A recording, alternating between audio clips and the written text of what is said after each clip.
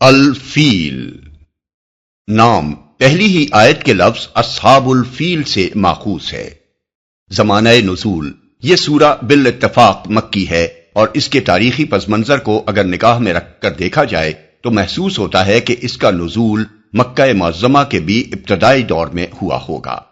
تاریخی پس منظر اس سے پہلے تفسیر سورہ بروج حاشیہ 4 میں ہم بیان کر چکے ہیں کہ نجران میں یمن کے یہودی فرمانروا ذو نواس نے پیروان مسیح علیہ السلام پر جو ظلم کیا تھا اس کا بدلہ لینے کے لیے حبش کی عیسائی سلطنت نے یمن پر حملہ کر کے ہمیری حکومت کا خاتمہ کر دیا تھا اور 525 عیسوی میں اس پورے علاقے پر حبشی حکومت قائم ہو گئی تھی۔ یہ ساری کارروائی دراصل قسطنطنیہ کی رومی سلطنت اور حبش کی حکومت کے باہمی تعاون سے ہوئی تھی، کیونکہ حبشیوں کے پاس اس زمانے میں کوئی قابل ذکر بحری بیڑا نہ تھا۔ بیڑا رومیوں نے فراہم کیا اور حبش نے اپنی 70,000 فوج اسی کے ذریعے سے یمن کے ساحل پر اتاری۔ آگے کے معاملات سمجھنے کے لیے یہ بات ابتدا ہی میں جان لینی چاہیے کہ یہ سب کچھ محض مذہبی جذبے سے نہیں ہوا تھا، بلکہ اس کے پیچھے معاشی اور سیاسی اغراض بھی کام کر رہی تھیں، بلکہ غالباً وہی اس کا اصل محرک تھیں، اور عیسائی مظلومین کے خون کا انتقام ایک بہانے سے زیادہ کچھ نہ تھا۔ رومی سلطنت جب سے مصر و شام پر قابض ہوئی تھی اسی وقت سے اس کی یہ کوشش تھی کہ مشرقی افریقہ، ہندوستان، انڈونیشیا وغیرہ ممالک اور رومی مقبوضات کے درمیان جس تجارت پر عرب صدیوں سے قابض چلے آ رہے تھے اسے عربوں کے قبضے سے نکال کر خود اپنے قبضے میں لے لے، تاکہ اس کے منافع پورے کے پورے اسی کو حاصل ہوں اور عرب تاجروں کا واسطہ درمیان سے ہٹ جائے۔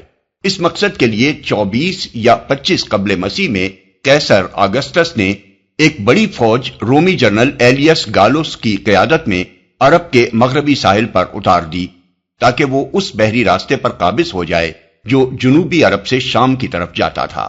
اس شاہراہ کا نقشہ ہم نے تفہیم القرآن جلد 2 میں صفحہ 122 پر درج کیا ہے، لیکن عرب کے شدید جغرافی حالات نے اس مہم کو ناکام کر دیا۔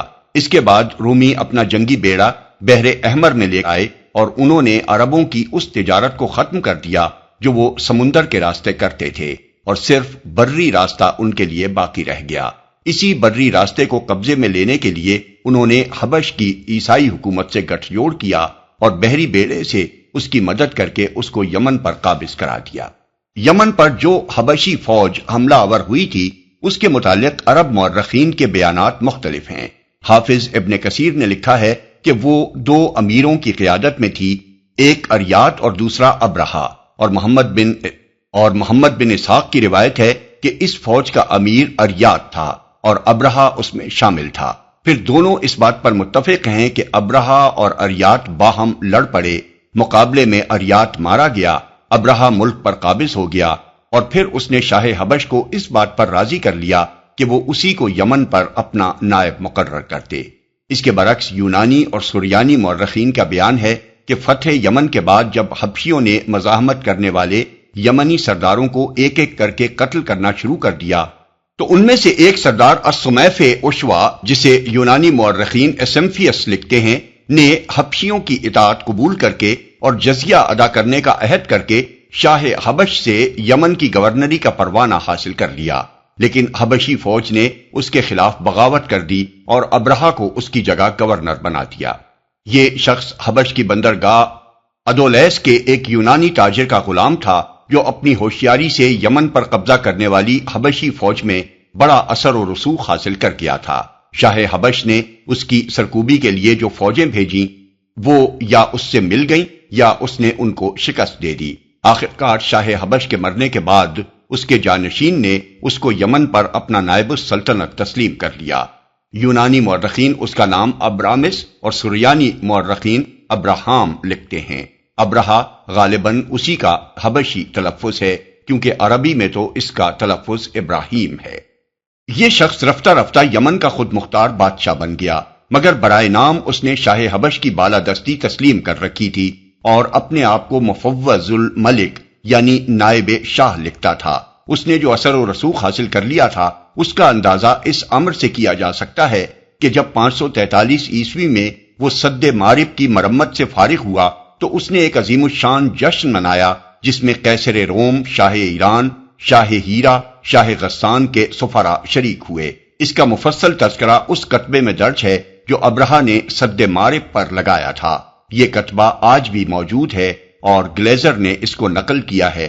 مزید تفصیلات کے لیے ملاحظہ ہو تفہیم القرآن جلد 4، تفسیر سورہ سبا، حاشیہ 37۔ یمن میں پوری طرح اپنا اقتدار مضبوط کر لینے کے بعد ابرہہ نے اس مقصد کے لیے کام شروع کر دیا جو اس مہم کی ابتدا سے رومی سلطنت اور اس کے حلیف حبشی عیسائیوں کے پیش نظر تھا، یعنی ایک طرف عرب میں عیسائیت پھیلانا اور دوسری طرف اس تجارت پر قبضہ کرنا جو بلاد مشرق اور رومی مقبوضات کے درمیان عربوں کے ذریعے سے ہوتی تھی۔ یہ ضرورت اس بنا پر اور بڑھ گئی تھی کہ ایران کی ساسانی سلطنت کے ساتھ روم کی کشمکش اقتدار نے بلاد مشرق سے رومی تجارت کے دوسرے تمام راستے بند کر دیے تھے۔ ابرہہ نے اس مقصد کے لیے یمن کے دارالسلطنت صنعا میں ایک عظیم الشان کلیسا تعمیر کرایا جس کا ذکر عرب مورخین نے القلیس یا القلیس یا القلیس کے نام سے کیا ہے۔ یہ یونانی لفظ ایکلیسیا کا معرب ہے اور اردو کا لفظ کلیسا بھی اسی یونانی لفظ سے ماخوذ ہے۔ محمد بن اسحاق کی روایت ہے کہ اس کام کی تکمیل کے بعد اس نے شاہ حبش کو لکھا کہ میں عربوں کا حج کعبہ سے اس کلیسا کی طرف موڑے بغیر نہ رہوں گا۔ یمن پر سیاسی اقتدار حاصل کرنے کے بعد عیسائیوں کی مسلسل یہ کوشش رہی کہ کعبہ کے مقابلے میں ایک دوسرا کعبہ بنائیں اور عرب میں اس کی مرکزیت قائم کر دیں۔ چنانچہ انہوں نے نجران میں بھی ایک کعبہ بنایا تھا جس کا ذکر ہم تفسیر سورہ بروج حاشیہ 4 میں کر چکے ہیں۔ ابن کثیر نے لکھا ہے کہ اس نے یمن میں علی اعلان اپنے اس ارادے کا اظہار کیا اور اس کی منادی کرا دی۔ اس کی اس حرکت کا مقصد ہمارے نزدیک یہ تھا کہ عربوں کو غصہ دلائے تاکہ وہ کوئی ایسی کارروائی کریں جس سے اس کو مکہ پر حملہ کرنے اور کعبے کو منہدم کرنے کا بہانہ مل جائے۔ محمد بن اسحاق کا بیان ہے کہ اس کے اس اعلان پر غضبناک ہو کر ایک عرب نے کسی نہ کسی طرح کلیسا میں گھس کر رفع حاجت کر ڈالی۔ ابن کثیر کہتے ہیں کہ یہ فعل ایک قریشی نے کیا تھا اور مقاتل بن سلیمان کی روایت ہے کہ قریش کے بعض نوجوانوں نے جا کر اس کلیسا میں آگ لگا دی تھی۔ ان میں سے کوئی واقعہ بھی اگر پیش آیا ہو تو کوئی قابل تعجب امر نہیں ہے کیونکہ ابرہہ کا یہ اعلان یقیناً سخت اشتعال انگیز تھا اور قدیم جاہلیت کے دور میں اس پر کسی عرب یا قریشی یا چند قریشی نوجوانوں کا مشتعل ہو کر کلیسا کو گندا کر دینا یا اس میں آگ لگا دینا کوئی ناقابل فہم بات نہیں ہے۔ لیکن یہ بھی کچھ بعید نہیں کہ ابرہہ نے خود اپنے کسی آدمی سے خفیہ طور پر ایسی کوئی حرکت کرائی ہو تاکہ اسے مکہ پر چڑھائی کرنے کا بہانہ مل جائے اور اس طرح وہ قریش کو تباہ اور تمام اہل عرب کو مرعوب کر کے اپنے دونوں مقصد حاصل کر لے۔ بہرحال دونوں صورتوں میں سے جو صورت بھی ہو، جب ابرہہ کے پاس یہ رپورٹ پہنچی کہ کعبے کے معتقدین نے اس کے کلیسا کی یہ توہین کی ہے تو اس نے قسم کھائی کہ میں اس وقت تک چین نہ لوں گا جب تک کعبے کو ڈھا نہ دوں۔ اس کے بعد 570 عیسوی یا 571 عیسوی میں 60,000 فوج اور 13 ہاتھی اور باروایت بعض 9 ہاتھی لے کر مکہ کی طرف روانہ ہوا۔ راستے میں پہلے یمن کے ایک سردار ذو نفر نے عربوں کا ایک لشکر جمع کر کے اس کی مزاحمت کی مگر وہ شکست کھا کر گرفتار ہوا۔ پھر خصم کے علاقے میں ایک عرب سردار نفیل بن حبیب خصمی اپنے قبیلے کو لے کر مقابلے پر آیا مگر وہ بھی شکست کھا کر گرفتار ہوا اور اس نے اپنی جان بچانے کے لیے بدرقے کی خدمت انجام دینا قبول کر لیا۔ طائف کے قریب پہنچا تو بنی ثقیف نے محسوس کیا کہ اتنی بڑی طاقت کا وہ مقابلہ نہ کر سکیں گے اور ان کو خطرہ لاحق ہوا کہ کہیں وہ ان کے معبود لات کا مندر بھی تباہ نہ کر دے۔ چنانچہ ان کا سردار مسعود ایک وفد لے کر ابرہہ سے ملا اور اس نے کہا کہ ہمارا بتکدہ وہ معبد نہیں ہے جسے آپ ڈھانے آئے ہیں، وہ تو مکہ میں ہے، اس لیے آپ ہمارے معبد کو چھوڑ دیں، ہم مکہ کا راستہ بتانے کے لیے آپ کو بدرقہ فراہم کیے دیتے ہیں۔ ابرہہ نے یہ بات قبول کر لی اور بنی ثقیف نے ابو رغال نامی ایک آدمی کو اس کے ساتھ کر دیا۔ جب مکہ 3 کوس رہ گیا تو المغمس یا المغمس نامی مقام پر پہنچ کر ابو رغال مر گیا اور عرب مدتوں تک اس کی قبر پر سنگ باری کرتے رہے۔ بنی ثقیف کو بھی وہ سالہ سال تک تانے دیتے رہے کہ انہوں نے لات کے مندر کو بچانے کے لیے بیت اللہ پر حملہ کرنے والوں سے تعاون کیا۔ محمد بن اسحاق کی روایت ہے کہ المغمس سے ابرہہ نے اپنے مقدمۃ الجیش کو آگے بڑھایا اور وہ اہل تہامہ اور قریش کے بہت سے مویشی لوٹ لے گیا، جن میں رسول اللہ صلی اللہ علیہ وسلم کے دادا عبد المطلب کے بھی 200 اونٹ تھے۔ اس کے بعد اس نے اپنے ایک ایلچی کو مکے بھیجا اور اس کے ذریعے سے اہل مکہ کو یہ پیغام دیا کہ میں تم سے لڑنے نہیں آیا ہوں بلکہ اس گھر یعنی کعبہ کو ڈھانے آیا ہوں۔ اگر تم نہ لڑو تو میں تمہاری جان و مال سے کوئی تعرض نہ کروں گا۔ نیز اس نے اپنے ایلچی کو ہدایت کی کہ اہل مکہ اگر بات کرنا چاہیں تو ان کے سردار کو میرے پاس لے آنا۔ مکے کے سب سے بڑے سردار اس وقت عبد المطلب تھے۔ ایلچی نے ان سے مل کر ابرہہ کا پیغام پہنچایا۔ انہوں نے کہا، ہم میں ابرہہ سے لڑنے کی طاقت نہیں ہے، یہ اللہ کا گھر ہے، وہ چاہے گا تو اپنے گھر کو بچا لے گا۔ ایلچی نے کہا، آپ میرے ساتھ ابرہہ کے پاس چلیں۔ وہ اس پر راضی ہو گئے اور اس کے ساتھ چلے گئے۔ وہ اس قدر وجیح اور شاندار شخص تھے کہ ان کو دیکھ کر ابرہہ بہت متاثر ہوا اور اپنے تخت سے اتر کر ان کے پاس آ کر بیٹھ گیا۔ پھر پوچھا کہ آپ کیا چاہتے ہیں؟ انہوں نے کہا کہ میرے جو اونٹ پکڑ لیے گئے ہیں وہ مجھے واپس دے دیے جائیں۔ ابرہہ نے کہا، آپ کو دیکھ کر تو میں بہت متاثر ہوا تھا، مگر آپ کی اس بات نے آپ کو میری نظر سے گرا دیا کہ آپ اپنے اونٹوں کا مطالبہ کر رہے ہیں، اور یہ گھر جو آپ کا اور آپ کے دین آبائی کا مرجع ہے اس کے بارے میں کچھ نہیں کہتے۔ انہوں نے کہا، میں تو صرف اپنے اونٹوں کا مالک ہوں اور انہی کے بارے میں آپ سے درخواست کر رہا ہوں۔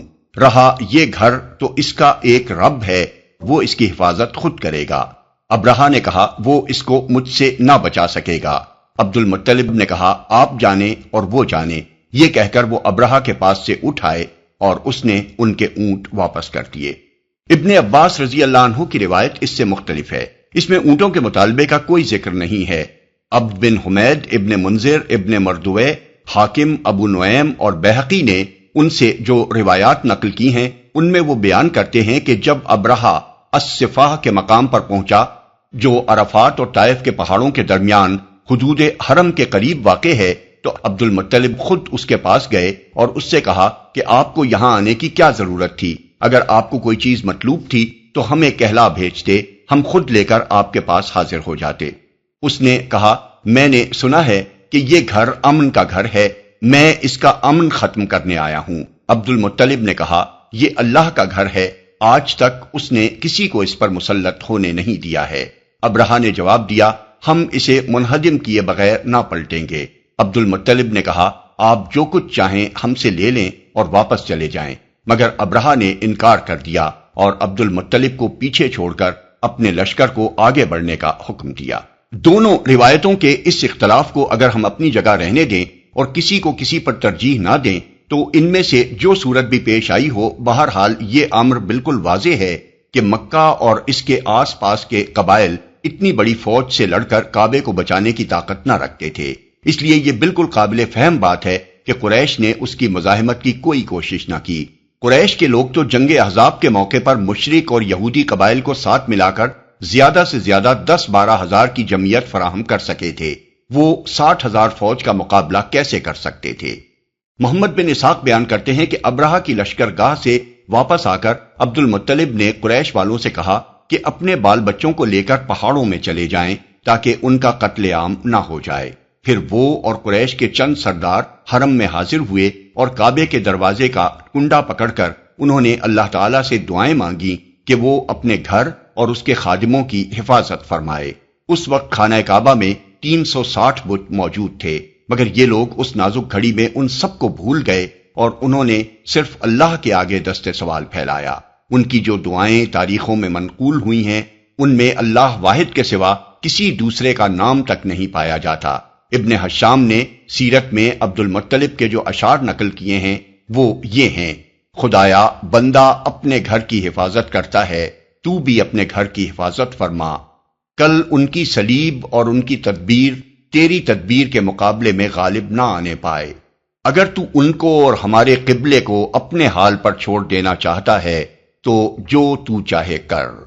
سہیلی نے روض الانف میں اس سلسلے کا یہ شعر بھی نقل کیا ہے، صلیب کی آل اور اس کے پرستاروں کے مقابلے میں آج اپنی آل کی مدد فرما۔ ابن جریر نے عبد المطلب کے یہ اشعار بھی نقل کیے ہیں جو اس موقع پر دعا مانگتے ہوئے انہوں نے پڑھے تھے، اے میرے رب، تیرے سوا میں ان کے مقابلے میں کسی سے امید نہیں رکھتا، اے میرے رب ان سے اپنے حرم کی حفاظت کر، اس گھر کا دشمن تیرا دشمن ہے، اپنی بستی کو تباہ کرنے سے ان کو روک۔ یہ دعائیں مانگ کر عبد المطلب اور ان کے ساتھی بھی پہاڑوں میں چلے گئے، اور دوسرے روز ابرہہ مکے میں داخل ہونے کے لیے آگے بڑھا، مگر اس کا خاص ہاتھی محمود جو آگے آگے تھا یکا یک بیٹھ گیا۔ اس کو بہت تبر مارے گئے، آنکھوں سے کچوکے دیے گئے، یہاں تک کہ اسے زخمی کر دیا گیا، مگر وہ نہ ہلا۔ اسے جنوب، شمال، مشرق کی طرف موڑ کر چلانے کی کوشش کی جاتی تو وہ دوڑنے لگتا، مگر مکے کی طرف موڑا جاتا تو وہ فوراً بیٹھ جاتا اور کسی طرح آگے بڑھنے کے لیے تیار نہ ہوتا۔ اتنے میں پرندوں کے جھنڈ اپنی چونچوں اور پنجوں میں سنگریزے لیے ہوئے آئے، اور انہوں نے اس لشکر پر ان سنگریزوں کی بارش کر دی، جس پر بھی یہ کنکر گرتے اس کا جسم گلنا شروع ہو جاتا۔ محمد بن اسحاق اور اکرمہ کی روایت ہے کہ یہ چیچک کا مرض تھا، اور بلاد عرب میں سب سے پہلے چیچک اسی سال دیکھی گئی۔ ابن عباس رضی اللہ عنہ کی روایت ہے کہ جس پر کوئی کنکری گرتی اسے سخت کھجلی لاحق ہو جاتی، اور کھجاتے ہی جلد پھٹتی اور گوشت جھڑنا شروع ہو جاتا۔ ابن عباس رضی اللہ عنہ کی دوسری روایت ہے کہ گوشت اور خون پانی کی طرح بہنے لگتا اور ہڈیاں نکل آتی تھیں۔ خود ابرہہ کے ساتھ بھی یہی ہوا، اس کا جسم ٹکڑے ٹکڑے ہو کر گر رہا تھا، اور جہاں سے کوئی ٹکڑا گرتا وہاں سے پیپ اور لہو بہنے لگتا۔ افراتفری میں ان لوگوں نے یمن کی طرف بھاگنا شروع کیا۔ نفیل بن حبیب خصمی کو، جسے یہ لوگ بدرقہ بنا کر بلاد خصم سے پکڑ لائے تھے، تلاش کر کے انہوں نے کہا کہ واپسی کا راستہ بتائے، مگر اس نے صاف انکار کر دیا اور کہا اب بھاگنے کی جگہ کہاں ہے جبکہ خدا تعاقب کر رہا ہے، اور نکٹا یعنی ابرہہ مغلوب ہے، غالب نہیں ہے۔ اس بھگدڑ میں جگہ جگہ یہ لوگ گر گر کر مرتے رہے۔ عطا بن یسار کی روایت ہے کہ سب کے سب اسی وقت ہلاک نہیں ہو گئے، بلکہ کچھ تو وہیں ہلاک ہوئے اور کچھ بھاگتے ہوئے راستے بھر گرتے چلے گئے۔ ابرہہ بھی بلاد خصم پہنچ کر مرا۔ اللہ تعالیٰ نے حبشیوں کو صرف یہی سزا دینے پر اکتفا نہ کیا، بلکہ 3-4 سال کے اندر یمن سے حبشی اقتدار ہمیشہ کے لیے ختم کر دیا۔ تاریخ سے معلوم ہوتا ہے کہ واقع فیل کے بعد یمن میں ان کی طاقت بالکل ٹوٹ گئی۔ جگہ جگہ یمنی سردار علم بغاوت لے کر اٹھ کھڑے ہوئے۔ پھر ایک یمنی سردار سیف بن ذی یزن نے شاہ ایران سے فوجی مدد طلب کی، اور ایران کی صرف 1000 فوج جو 6 جہازوں کے ساتھ آئی تھی، حبشی حکومت کا خاتمہ کر دینے کے لیے کافی ہو گئی۔ یہ 575 کا واقعہ ہے۔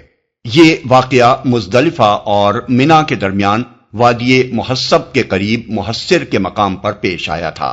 صحیح مسلم اور ابو داؤد کی روایت کے مطابق رسول اللہ صلی اللہ علیہ وسلم کے حجۃ الوداع کا جو قصہ امام جعفر صادق نے اپنے والد ماجد امام محمد باقر سے اور انہوں نے حضرت جابر بن عبداللہ سے نقل کیا ہے، اس میں وہ بیان فرماتے ہیں کہ رسول اللہ صلی اللہ علیہ وسلم جب مزدلفہ سے منا کی طرف چلے تو محصر کی وادی میں آپ نے رفتار تیز کر دی۔ امام نووی اس کی شرح کرتے ہوئے لکھتے ہیں کہ اصحاب الفیل کا واقعہ اسی جگہ پیش آیا تھا، اس لیے سنت یہی ہے کہ آدمی یہاں سے جلدی گزر جائے۔ موطا میں امام مالک روایت کرتے ہیں کہ حضور صلی اللہ علیہ وسلم نے فرمایا کہ مزدلفہ پورا کا پورا ٹھہرنے کا مقام ہے، مگر محصر کی وادی میں نہ ٹھہرا جائے۔ نفیل بن حبیب کے جو اشعار ابن اسحاق نے نقل کیے ہیں، ان میں وہ اس واقعے کا آنکھوں دیکھا حال بیان کرتا ہے۔ اے روینا، کاش تو دیکھتی اور تو نہیں دیکھ سکے گی جو کچھ ہم نے وادی محصب کے قریب دیکھا۔ میں نے اللہ کا شکر کیا جب میں نے پرندوں کو دیکھا، اور مجھے ڈر لگ رہا تھا کہ کہیں پتھر ہم پر نہ آ پڑیں۔ ان لوگوں میں سے ہر ایک نفیل کو ڈھونڈ رہا تھا، گویا کہ میرے اوپر حبشیوں کا کوئی قرض آتا تھا۔ یہ اتنا بڑا واقعہ تھا کہ جس کی تمام عرب میں شہرت ہو گئی، اور اس پر بہت سے شعراء نے قصائد کہے۔ ان قصائد میں یہ بات بالکل نمایاں ہے کہ سب نے اسے اللہ تعالیٰ کی قدرت کا اعجاز قرار دیا، اور کہیں اشارتاً کنایتاً بھی یہ نہیں کہا کہ اس میں ان بتوں کا بھی کوئی دخل تھا جو کعبے میں پوجے جاتے تھے۔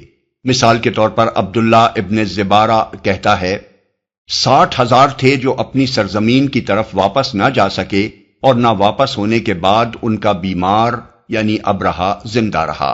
یہاں ان سے پہلے عاد اور جرہم تھے، اور اللہ بندوں کے اوپر موجود ہے جو اسے قائم رکھے ہوئے ہے۔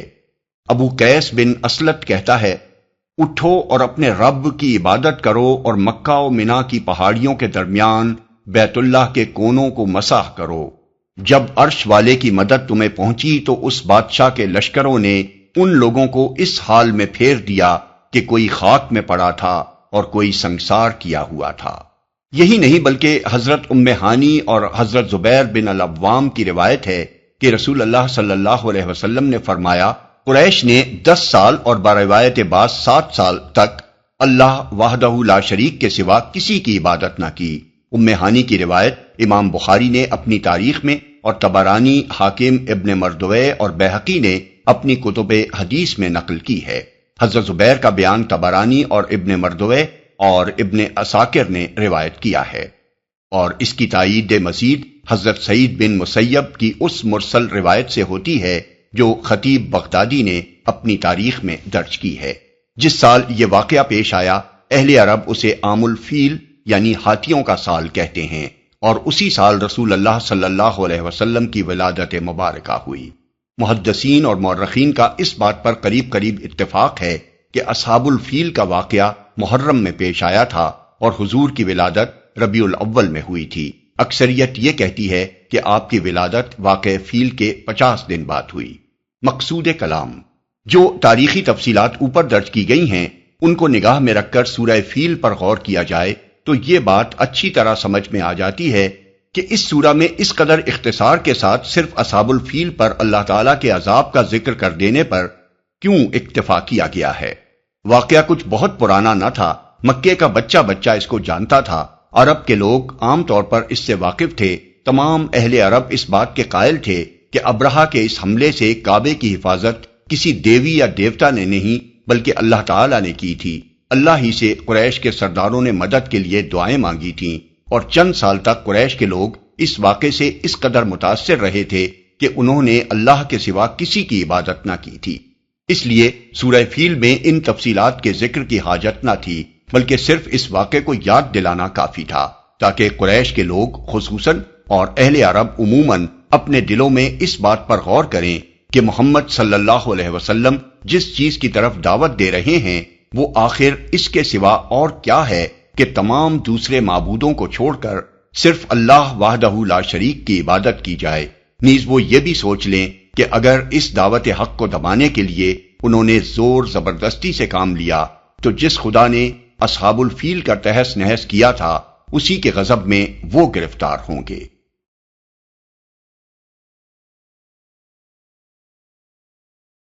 اعوذ باللہ من الشیطان الرجیم، بسم اللہ الرحمن الرحیم۔ أَلَمْ تَرَ كَيْفَ فَعَلَ رَبُّكَ بِأَصْحَابِ الْفِيلِ؟ تم نے دیکھا نہیں کہ تمہارے رب نے ہاتھی والوں کے ساتھ کیا کیا؟ تم نے دیکھا نہیں۔ خطاب بظاہر نبی صلی اللہ علیہ وسلم سے ہے، مگر اصل مخاطب نہ صرف قریش بلکہ عرب کے عام لوگ ہیں جو اس سارے قصے سے خوب واقف تھے۔ قرآن مجید میں بکثرت مقامات پر علم ترا یعنی کیا تم نے نہیں دیکھا کہ الفاظ استعمال ہوئے ہیں، اور ان سے مقصود نبی صلی اللہ علیہ وسلم کو نہیں بلکہ عام لوگوں کو مخاطب کرنا ہے۔ مثال کے طور پر آیات ذیل ملاحظہ ہوں، سورہ ابراہیم آیت 19، سورہ الحج آیت 18 اور 65، سورہ النور آیت 43، سورہ لقمان 29 اور 31، سورہ فاطر آیت 27، سورہ زمر آیت 21۔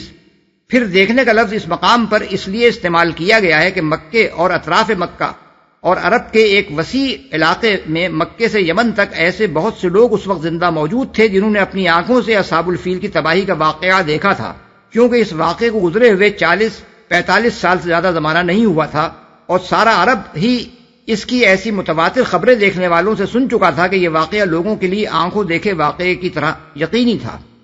کیا کیا؟ یہاں اللہ تعالیٰ نے کوئی تفصیل اس امر کی بیان نہیں کی کہ یہ ہاتھی والے کون تھے، کہاں سے آئے تھے اور کس غرض کے لیے آئے تھے، کیونکہ یہ باتیں سب کو معلوم تھیں۔ أَلَمْ يَجْعَلْ كَيْدَهُمْ فِي تَضْلِيلٍ وَأَرْسَلَ عَلَيْهِمْ طَيْرًا أَبَابِيلَ تَرْمِيهِمْ بِحِجَارَةٍ مِّن سِجِّيلٍ فجعلهم كعصف مأكول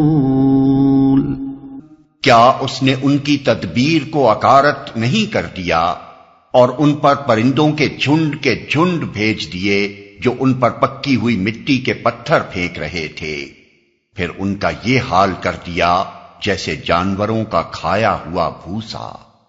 ان کی تدبیر، اصل میں لفظ قید استعمال کیا گیا ہے جو کسی شخص کو نقصان پہنچانے کے لیے خفیہ تدبیر کے معنی میں بولا جاتا ہے۔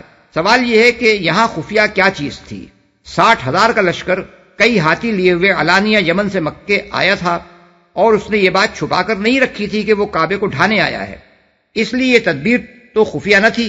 البتہ جو بات خفیہ تھی وہ حبشیوں کی یہ غرض تھی کہ وہ کعبے کو ڈھا کر قریش کو کچل کر اور تمام اہل عرب کو مروب کر کے تجارت کا وہ راستہ عربوں سے چھین لینا چاہتے تھے جو جنوب عرب سے شام و مصر کی طرف جاتا تھا۔ اس غرض کو انہوں نے چھپا رکھا تھا اور ظاہر یہ کیا تھا کہ ان کے کلیسا کی جو بے حرمتی عربوں نے کی ہے اس کا بدلہ وہ ان کا معبد ڈھا کر لینا چاہتے ہیں۔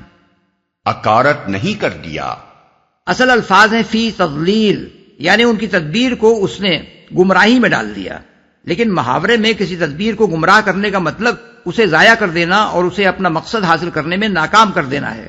جیسے ہم اردو زبان میں کہتے ہیں کہ فلاں شخص کا کوئی داؤں نہ چل سکا یا اس کا کوئی تیر نشانے پر نہ بیٹھا۔ قرآن مجید میں ایک جگہ فرمایا گیا ہے وما قید الکافرین الا فی ضلال، یعنی مگر کافروں کی چال اکارت ہی گئی، سورہ المومن آیت نمبر 25۔